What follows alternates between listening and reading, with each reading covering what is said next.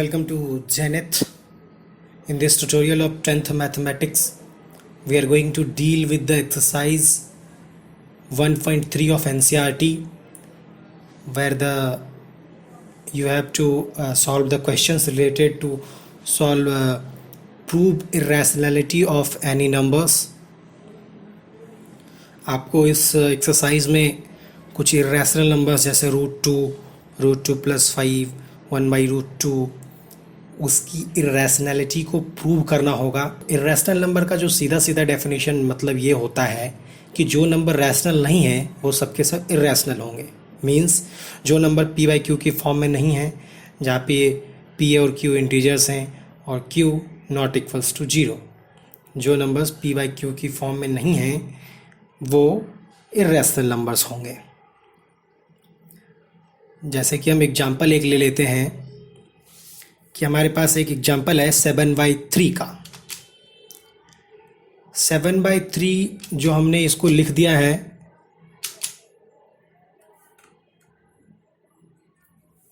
Rational form में, इसको हमने p/q की फॉर्म में लिख दिया। मींस ये जो है हमारा, और 7/3 को हम दूसरी कंडीशंस भी चेक कर सकते हैं कि 7 भी इंटीजर्स है, 3 भी इंटीजर्स है और 3 is also not equals to 0। Means ये जो है हमारा रैशनल नंबर है।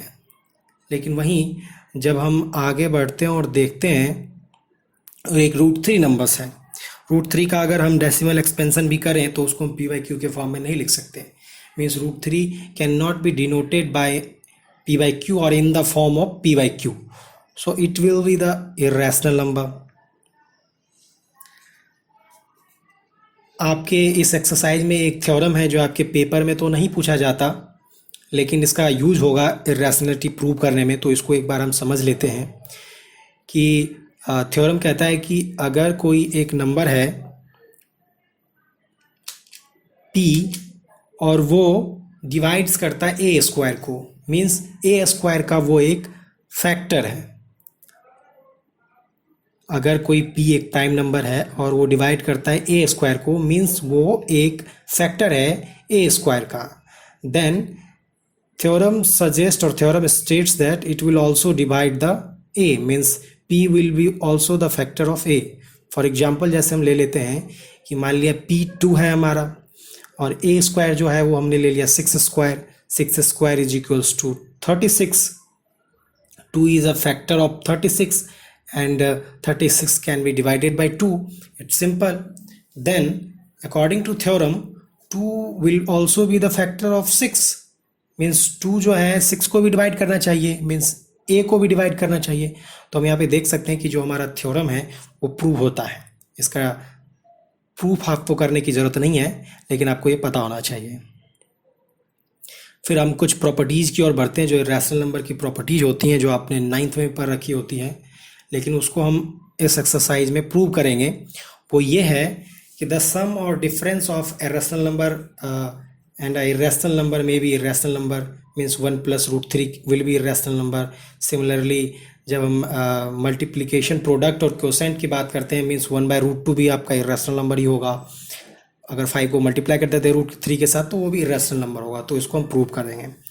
तो हम आपके पहले क्वेश्चन की तरफ बढ़ते हैं कि हमें √5 की इरेशनैलिटी प्रूव करनी है। मीन्स हमें प्रूव करना है कि √5 इज अ इरेशनल नंबर। तो सबसे पहले जो हम प्रूव करने के मेथड्स की ओर बढ़ते हैं, तो एक हमारे पास बहुत सारे मेथड्स होते हैं। जैसे कि हमारे पास कोई कॉलरी है, पहले से एक स्टेटमेंट दी हुई है मैथमेटिक्स की, उसकी हेल्प से हम किसी स्टेटमेंट्स को प्रूव करते हैं। और दूसरा मेथड होता है कॉन्ट्राडिक्शन मेथड। मीन्स हमें जो प्रूव करना है उसका अपोजिट हमने ले लिया। मीन्स हमें इरेशनल प्रूव करना है तो हमने √5 को पहले ही एजम्पशन में ले लिया, उसको पहले ही लेट कर लिया कि √5 is a rational number. And जब हम आगे बढ़ेंगे और मैथमेटिकल ऑपरेशंस के बाद देखेंगे वो हमारा एजम्पशन गलत हो जाएगा, तो means √5 will be a irrational number. तो इस तरीके के मेथड को हम कहते हैं contradiction method. So for solution of √5 for proving irrational number, let √5 is a rational number. अब जब √5 रैशनल नंबर है तो √5 will in the form of p/q, क्योंकि रैशनल नंबर जो होता है वो p/q के फॉर्म में होता है। तो हम √5 जिसको हमने रैशनल नंबर माना है उसको हम p/q के फॉर्म में लिख सकते हैं। और p/q जो यहाँ पर होगा वो होगा आपका को प्राइम नंबर। को प्राइम नंबर का मतलब पी और क्यू के बीच में कोई भी कॉमन फैक्टर नहीं होगा। मीन्स आप अगर कोई लिखते हैं ना कि 2/3 मीन्स इसमें आप आगे कोई फर्दर डिवीजन नहीं हो सकता, तो वही उसी टाइप के होंगे। मीन्स पी और क्यू का जो HCF होगा वो आपका 1 होगा, तो इसी को हम को प्राइम नंबर कहते हैं। मीन्स उसका जो फैक्टर होता है सिर्फ 1 होता है और सिर्फ वही फैक्टर होता है। इसका HCF जो होगा वो आपको 1 होगा और ये दोनों को प्राइम नंबर होंगे। ये हमारी प्री डिफाइंड कंडीशंस है। और q equals to not equals to 0 ये तो है ही। For further mathematics √5q equals to p हो जाएगा। अब हम इसको दोनों तरफ स्क्वायर कर देंगे। On squaring both side will get 5q square is equals to p square. Simple mathematics, you can easily understand. अब अगर हम पहले स्टेटमेंट्स को ए ले लेते हैं, जो जिस स्टेटमेंट में हमारा लिखा हुआ है कि पी और क्यू जो है को प्राइम नंबर्स हैं, उसको हमने लेट कर लिया कि ये स्टेटमेंट ए है, इसकी ज़रूरत पड़ेगी हमें आगे, इसलिए फिर हम आगे बढ़ते हैं। जब हम यहाँ पे देखते हैं कि 5q square is equals to P square है, तो हमें पता चल जाता है कि 5 is a factor of P square. Means multiplication के फॉर्म में लिखा हुआ है तो वो 5 जो है फैक्टर होगा पी स्क्वायर का। और जिस थ्योरम की हमने बात की थी कि अगर p किसी ए स्क्वायर का फैक्टर है तो वो p का भी फैक्टर होगा। मीन्स अगर 5p स्क्वायर का फैक्टर है तो it will also a factor of p। इसको हमने स्टेटमेंट b का नाम दे दिया। Understand? So let's move forward. अब हम अगर देखते हैं कि 5 जो है p का एक फैक्टर है, तो p can be written as 5 into m। Means m एक कांस्टेंट नंबर है, उसको हम p को हमने 5 के मल्टीप्लिकेशन के फॉर्म में लिख दिया। मीन्स 5 एक उसका फैक्टर है और उसके मल्टीप्लिकेशन में एक m है जिसको हमने लिख दिया। अगर हम p की ये वैल्यू हम अपने पहले वाले इक्वेशन में पुट करते हैं तो हमें क्या मिलेगा, 5q square is equals to 25m square. और अगर हम q स्क्वायर फर्दर मैथमेटिक्स करते हैं तो q स्क्वायर हमारे पास क्या मिलता है, 5m स्क्वायर। और इस तरीके से हम दूसरा स्टेटमेंट क्या मिल जाता है, जो पहले स्टेटमेंट में था कि 5 जो था पी स्क्वायर का फैक्टर था, इसी तरीके से हम देखते हैं कि ये क्यू स्क्वायर का भी फैक्टर है।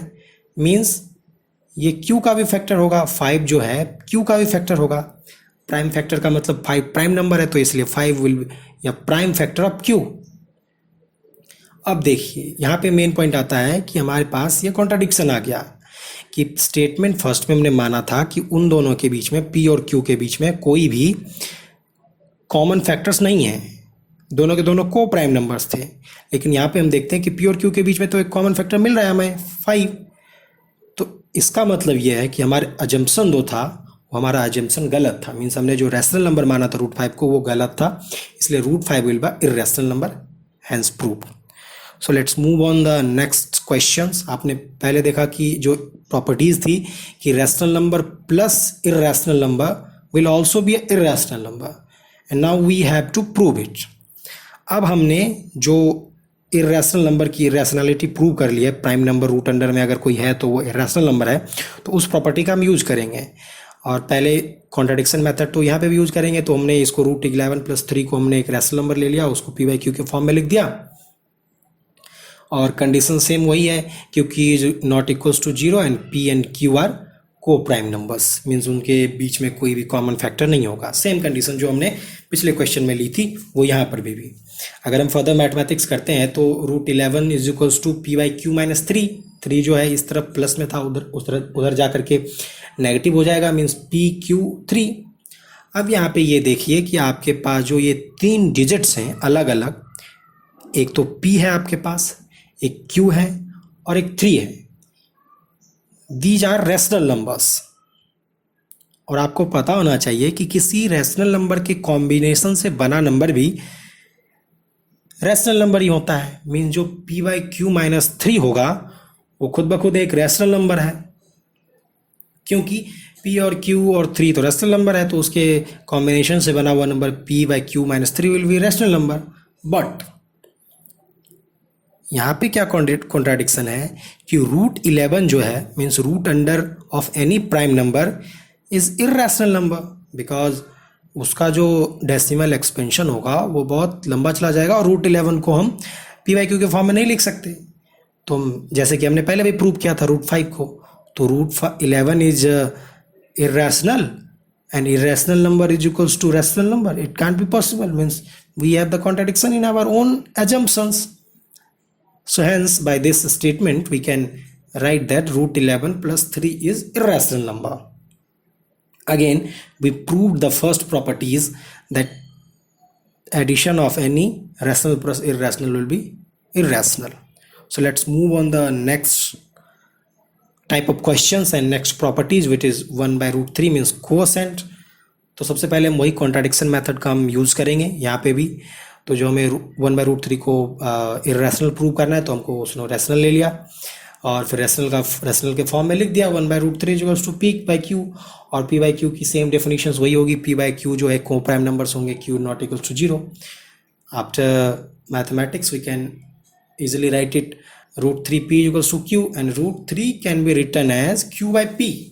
जब हमने देखा था कि p by q rational number था तो ऑफ कोर्स ऑब्वियस सी बात है जो q by p है वो भी रैशनल नंबर होगा, क्योंकि अगर 3/2 रैशनल नंबर है तो 2/3 भी रैशनल नंबर ही होता है। तो हम यहाँ पे ये लेकिन फिर वही कॉन्ट्राडिक्शन आ जाती है कि √3 तो भाई इर्रेशनल नंबर है और irrational number is equals to rational number, it can't be possible. So there is contradiction in our own assumptions that we assume that 1/√3 is a rational number.